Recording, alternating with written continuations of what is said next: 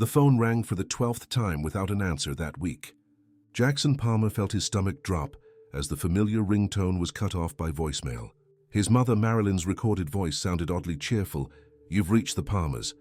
We can't take your call right now, but please leave a message after the beep." "Mom, Dad, it's me again. Please call me as soon as you hear this." Jackson tried to keep his voice steady, but 31 years of life hadn't prepared him for the icy fear that was now creeping through his veins. From the window of his office on the 20th floor of the Mirage Hotel, Las Vegas sparkled under the afternoon sun, indifferent to his distress. The papers on his desk, financial reports, maintenance requests, VIP reservations, suddenly felt insignificant. A whole week without news from his parents in Reno. "Mr. Palmer, the dental convention representatives have arrived for the meeting," announced his assistant, gently tapping on the ajar door. Jackson took a deep breath, adjusted his tie, and nodded. "I'll be there in 5 minutes, Melissa." When the door closed, he opened the bottom drawer of his desk and pulled out a framed photograph. In it, a smiling family stood in front of a small grocery store with a sign that read, "Palmer Market since 1985. Jackson, at 17, stood on the left. Joseph and Marilyn Palmer were in the center, proud owners. And Dylan, his younger brother, aged 12, was on the right, wearing that smile that always melted their parents' hearts. The same Dylan who, according to their mother last month, had been demanding money again and bringing strange friends to their parents' house. Jackson put the photo away, closed his eyes for a moment and made a decision. He grabbed the phone and dialed another number. "Frank, I need to take a week off. Family emergency." 6 hours later, his black BMW cut through the darkness on Interstate 85, leaving the lights of Las Vegas behind as the starry Nevada sky stretched endlessly above. Every mile toward Reno heightened the sense that something terrible had happened. And he was right. The Palmer grocery store always opened promptly at 7 in the morning, 6 days a week for nearly 4 decades. Joseph Palmer was known throughout the neighborhood for his almost obsessive punctuality. "You can set your watch by the time Joe opens that door," locals would say. So when Jackson parked in front of the store at 8:35 the next morning and found the doors locked, the lights off, and the small open sign turned to closed, it felt like a punch to the gut. Never in his life had the grocery store been closed on a weekday. Not even when his grandmother passed away or when his mother needed emergency surgery years ago. Jackson rushed to the door, his hands trembling as he tried to peer through the glass. The interior was dark and silent, no sign of movement. He knocked on the glass, calling out to his parents, but only silence answered. A middle-aged woman stopped on the sidewalk beside him, observing him with curiosity. "Looking for the Palmers?" she asked, adjusting her bag on her shoulder. "I'm their son," Jackson replied, turning quickly. "Have you seen them recently?" The woman frowned. "Not since. Last Wednesday, I believe. I came to buy milk and bread like I always do. Your dad seemed worried. We didn't talk much. And my brother, Dylan, have you seen him around?" Something in the woman's expression changed. A flicker of discomfort, perhaps even fear. "That boy has been around a lot. With other people. They don't seem like good company." Jackson thanked her for the information and ran back to his car. 10 minutes later, he parked in front of his childhood home, a modest 2-story house in a quiet middle-class neighborhood. The garden, usually immaculate under his mother's meticulous care, was visibly neglected. Mail was piling up in the mailbox. As he approached the front door, Jackson noticed it was slightly ajar. His heart raced, the sound pounding in his ears like a distant drum. "Mom, Dad?"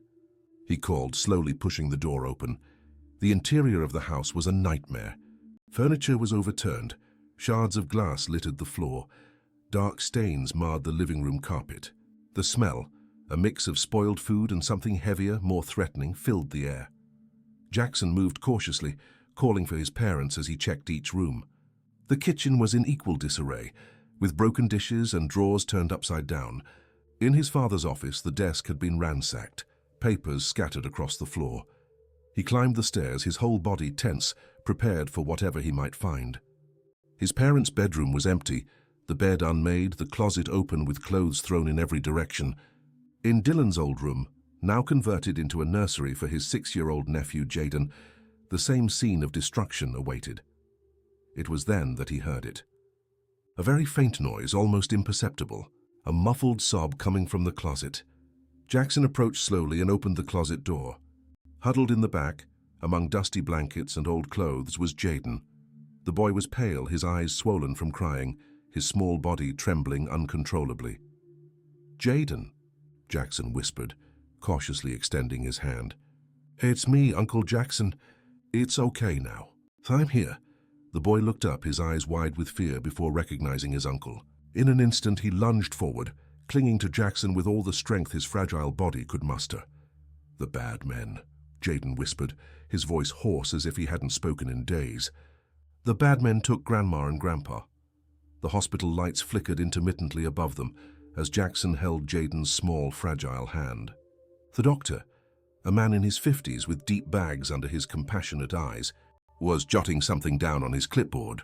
"Severe dehydration, mild malnutrition, and what concerns me most, significant psychological trauma," explained Dr. Santos, lowering his voice so Jayden, now sedated and sleeping in the hospital bed, couldn't hear. "From what we understand, he was hiding in that closet for at least 3 days. He survived by drinking water from a bottle he found and eating some candy that was stored in a box." Jackson closed his eyes for a moment, trying to contain the wave of nausea that hit him. 3 days. A 6-year-old boy, alone, hiding, terrified. Did he say anything else about what happened? About my parents? The doctor hesitated, consulting his notes. "Just fragments. He mentioned shouting, 'Strange people in the house, your brother arguing with your parents.' He said your mother hid him in the closet and told him to be quiet, no matter what he heard." A deep voice interrupted the conversation. "Mr. Palmer? Detective Matthew Lewis, we need to talk." The man who approached wore a discreet grey suit with greying hair at his temples and eyes that had seen too many horrors to retain any trace of innocence. He briefly showed his badge and led Jackson to a nearby private room. "We went to your house after receiving your call," the detective explained, opening a folder. "The scene corresponds to a violent conflict. We found traces of blood in several places, mainly in the living room and kitchen. The samples are being analyzed." Jackson felt the world spinning around him. Blood, the blood of his parents. "The neighbors have been interviewed," the detective continued. "Several reported seeing your brother, Dylan Palmer, visiting the house frequently in recent weeks, often accompanied by 2 or 3 men. One lady next door, Eliza Reeves, mentioned hearing shouting last Wednesday around 10 p.m. She thought about calling the police, but the noises abruptly stopped." "Dylan," Jackson murmured, his brother's name coming out like an involuntary curse. "He's had gambling problems for years. My parents always helped him, always gave him money, always forgave him. We're looking for your brother," the detective said. "We're also investigating his known associates. We managed to identify one of the men he was with, Eddie Marquez, a known loan shark with ties to second-rate casinos in Reno." The detective pulled out a photograph of a burly man with tattoos on his neck and a smile that didn't reach his eyes. "We managed to locate him and interrogate him briefly. He claims your brother owes him over $40,000. Jackson sank into the chair, trying to process the information. $40,000, an amount that his parents, with their modest neighborhood grocery store, could never afford. "There's one more thing," the detective said hesitantly. "We found this hidden in a secret drawer in your father's desk." He handed Jackson a yellowed envelope. Inside was a handwritten letter, unmistakably in his mother's handwriting. "To whom it may concern. If something happens to us, we want it to be known that we fear for what our son Dylan might do. We love our son, but we recognize that we spoiled him excessively, especially compared to our eldest Jackson. This was our mistake, which we now acknowledge too late. Dylan has been demanding increasingly larger amounts of money. When we refused to give him more last week, he threatened us. We saw a side of him that we never imagined possible in our own child. We are scared, but we can no longer support his vices and poor choices. If something happens to us, we know who will be responsible. Joseph and Marilyn Palmer." The letter trembled in Jackson's hands. His darkest suspicions were confirmed before his eyes, written in the hand of his own mother. At that moment, his phone vibrated. It was a text message from an unknown number. "If you want to know what happened to Mom and Dad, meet me at the Paradise Motel, room 1, 17. Come alone." The Paradise Motel was anything but paradise. Located in the rundown outskirts of Reno, The one-story establishment with peeling paint and a partially burned sign was the kind of place that charged by the hour and didn't ask questions. Jackson parked his shiny BMW between worn-out cars and rusty motorcycles, drawing curious stares from the few guests smoking in front of their rooms. He had called Detective Matthew immediately after receiving the message, and a police team was discreetly positioned around the area, waiting for his signal. Room 117 was at the end of the hall. Jackson knocked 3 times, his heart hammering against his chest as if trying to escape. The door slowly opened. Dylan Palmer had been a handsome and charismatic boy, the teacher's favorite, the parents' darling, the one who could smile and make any problem disappear. The man now standing before Jackson was a distorted version of that boy, too thin with deep dark circles under his eyes, greasy hair, unshaven, and eyes that darted nervously, unable to focus on anything. "Jackson," Dylan said, his voice surprisingly calm. "You actually came. Come in, brother. We have a lot to discuss." The interior of the room smelled of cigarette smoke and cheap booze. An open suitcase on the bed revealed clothes thrown in disarray. On the nightstand sat a half-empty bottle of whiskey and a revolver. "Where are they, Dylan?" Jackson asked, keeping his distance from his brother and keeping a close eye on the revolver. Dylan laughed, a harsh sound devoid of humor. "Getting straight to the point, huh? You've always been like that. The serious one, the responsible one, perfect, Jackson." He threw himself into a chair by the window, watching his brother with a mix of disdain and what could be interpreted as envy. "They always talked about you, you know? Why can't you be more like your brother? Jackson would never give us this kind of trouble." "Answer my question," Jackson insisted, his voice firm despite the whirlwind of emotions. "What did you do with our parents?" Dylan grabbed the whiskey bottle, took a swig directly from the neck and stared at his brother. "I didn't mean to. I didn't plan. It was all their fault, you understand? What are you talking about? I owed $42,000 to people who don't accept excuses, Jackson. People who break bones when they don't get their money. I went to our parents' house asking for help. Just one last time, I promised. I had a plan. I was going to straighten things out, pay it all back, start fresh." He took another gulp, his hand shaking slightly, but they refused. For the first time in my life, they said no to their precious baby brother. Jackson felt a chill run down his spine. "What did you do, Dylan?" "Eddie and his friends were with me. Just to pressure them, you understand. Not to hurt anyone, just to scare them a bit, show that I was serious." Dylan rubbed his face nervously. "But Dad got all brave, started shouting, said he was going to call the police, that he wouldn't let me ruin my life anymore. And then what, Dylan?" Jackson's voice was just a whisper now. "It was an accident," Dylan shouted, standing abruptly. Eddie pushed Dad. He fell and hit his head on the edge of the table. There was blood everywhere. Mom started screaming, tried to call for help. She fought, scratching, biting. She was hysterical. Jackson felt tears burning in his eyes as the terrible truth revealed itself. Tony pushed her just to calm her down, you understand? But she fell over the banister of the stairs. "Rolled down." Dylan's voice faltered. "No one was supposed to get hurt. I just needed the money. Where are they now?" Jackson asked, his voice strangely calm despite the inner storm. Dylan looked out the window at the darkening sky. In a vacant lot on the outskirts of town. Eddie knew the place. No one goes there.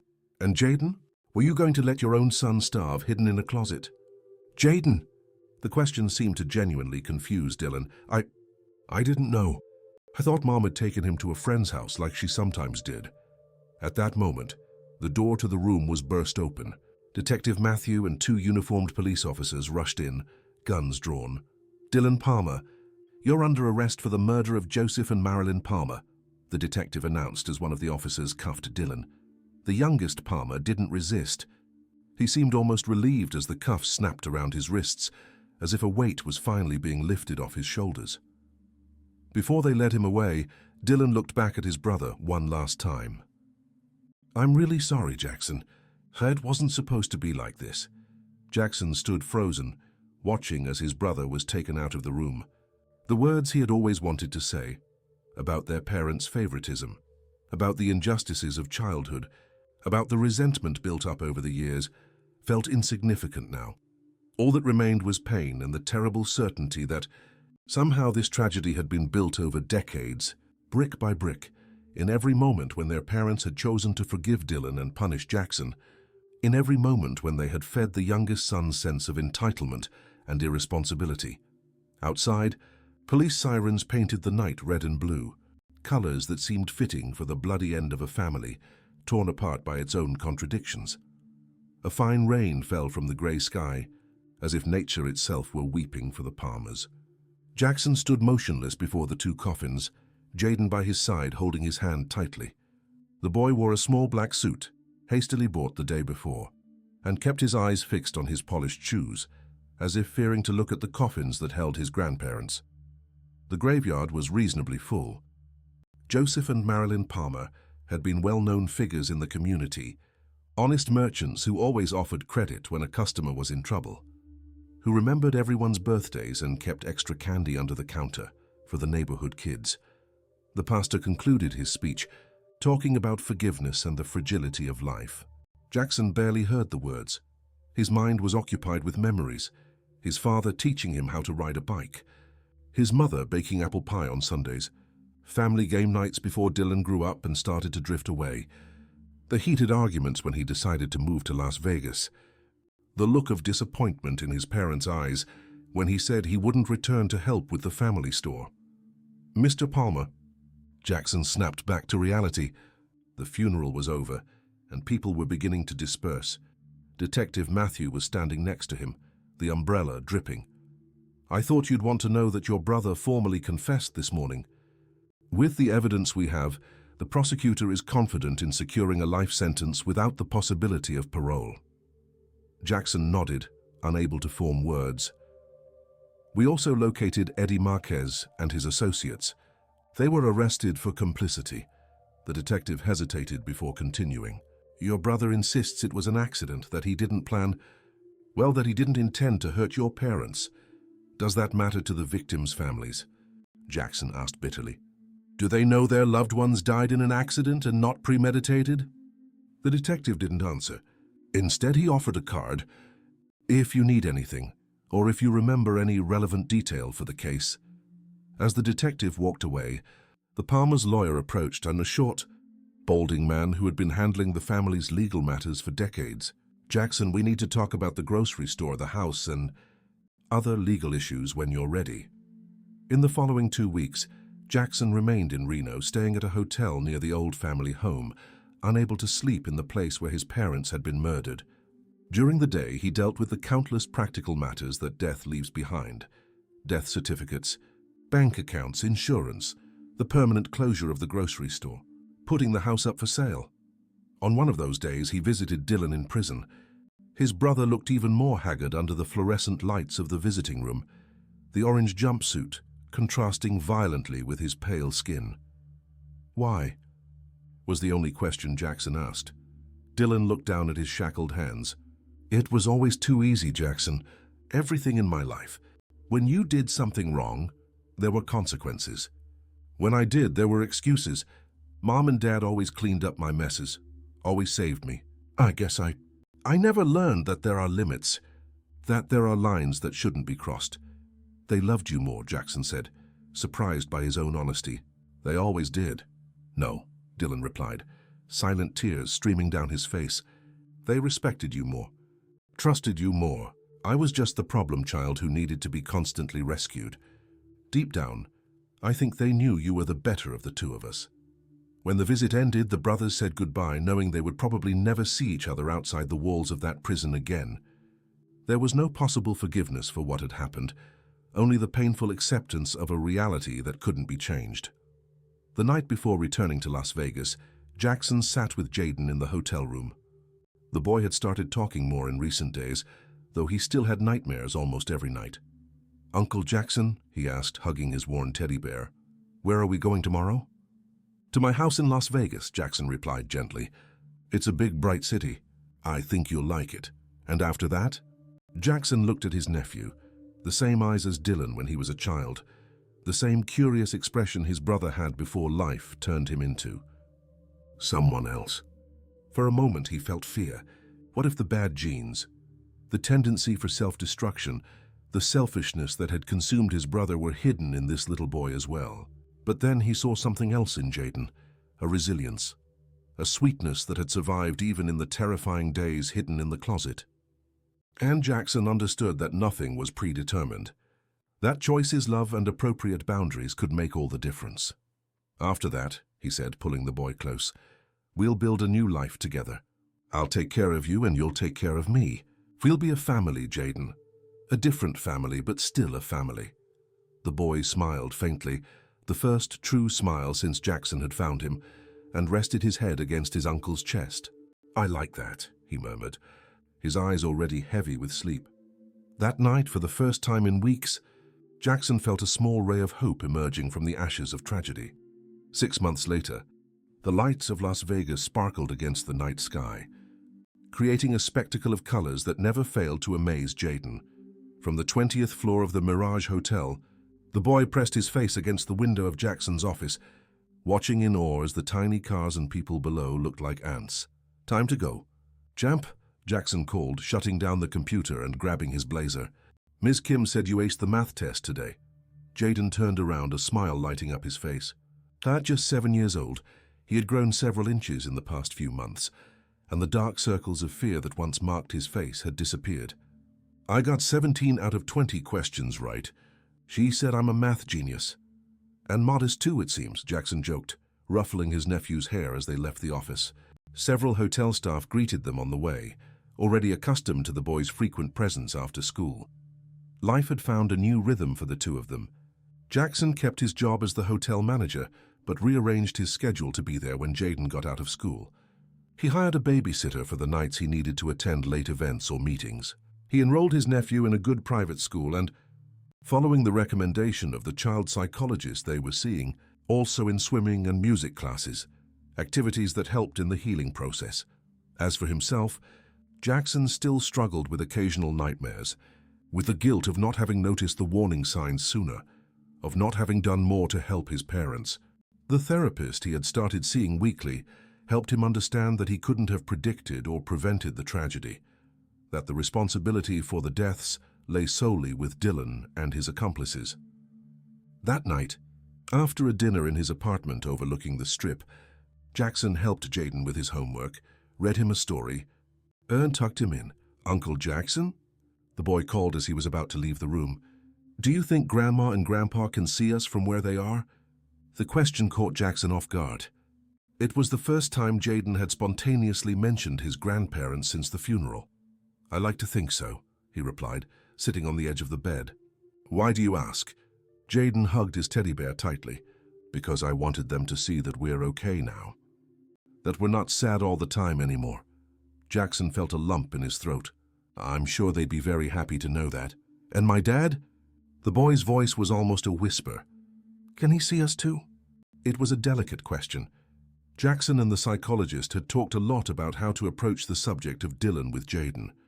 For now, the boy only knew that his father had done something very wrong and would be away for a long time.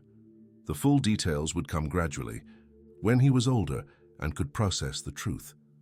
Your dad is in a place where he has a lot of time to think about the choices he made, Jackson replied carefully. And I'm sure he thinks about you every day and hopes you're happy and safe. Jayden seemed satisfied with the answer and soon fell asleep, his breathing soft and regular. Jackson stayed a moment watching his nephew, marveling at the resilience of children, at how Jayden had gradually managed to find joy again. Later, sitting on the balcony of his apartment with a glass of wine, Jackson gazed at the city lights. Selling the grocery store and the house in Reno had provided a significant sum, which he had carefully invested to secure Jayden's educational future. The rest of his parents' belongings, family albums, some sentimental furniture, his mother's modest jewelry, were stored in a warehouse, awaiting the day when he and Jayden would be ready to revisit those memories without the pain overshadowing the comfort. Jackson checked his phone, a habit he had developed in recent months. There was a message from Jayden's psychologist confirming the appointment for the following week, and another from Melissa, his assistant, about an important meeting with Korean investors. Nothing from Detective Matthew, who occasionally sent updates about the case. Although there wasn't much to update, now that Dylan had been officially sentenced. On a whim, Jackson opened the photo gallery and scrolled until he found an old image. The entire family in front of the grocery store, captured in a time that seemed to belong to another life. "I'm trying," he whispered to the image of his parents. "I'm trying to do right by him." At times, Jackson wondered if he would be able to, if he had the strength to raise a boy alone, to deal with the inevitable difficult questions that would arise when Jaden got older and fully understood what his father had done. To be a father figure when he had never planned to have kids. But then he remembered the small daily victories, the first day Jaden had slept through the night without nightmares, the first real laugh they shared, watching a comedy movie together, the pride on the boy's face when he swam an entire pool without stopping, the way his eyes lit up when Jackson came to pick him up from school. Jaden was resilient, stronger than any child should need to be. And perhaps, Jackson reflected, he was stronger than he imagined as well. The next morning, while preparing breakfast, chocolate chip pancakes, Jaden's favorite, Jackson heard his nephew talking to himself in his room. He quietly approached the slightly open door and peeked inside. The boy was sitting on the bed, surrounded by colorful drawings. He was animatedly talking to his teddy bear, showing each illustration. "This is Uncle Jackson," he said, pointing to a tall figure drawn with blue pen. "And this is me. We're at the park with my new puppy." Jackson furrowed his brow, confused. "They didn't have a puppy?" "We don't have a puppy yet," Jaden continued, as if reading his uncle's thoughts. "But Uncle Jackson said we'll adopt one when I turn 8, if I'm responsible. Just 5 more months to go." Jackson smiled. In fact, he had mentioned that possibility a few weeks ago, but he hadn't realized Jaden was counting the months. "And this," Jaden said, showing another drawing to the bear, "is our new restaurant. It'll be just like Grandma and Grandpa's grocery store, but it'll sell food from all over the world. Uncle Jackson will cook and I'll be the cashier. When I grow up, I'll learn how to cook too." Jackson felt a wave of emotion wash over him as he realized that the boy had created an imaginary future for them, a future filled with hope, with plans, with shared dreams. A future where tragedy was not the end of the story, but merely a painful chapter in a larger narrative. He quietly stepped away, not wanting to interrupt Jaden's private moment. He returned to the kitchen to finish breakfast, feeling lighter than he had in a long time. Half an hour later, hand in hand, uncle and nephew walked along the busy sidewalk towards school. The morning sun bathed Las Vegas in a golden light, turning even the most ordinary buildings into gleaming structures. "Uncle Jackson," Jaden asked, bouncing alongside him, "are we a happy family now?" Jackson gently squeezed the small hand in his. "Yes, Jaden, we are a happy family."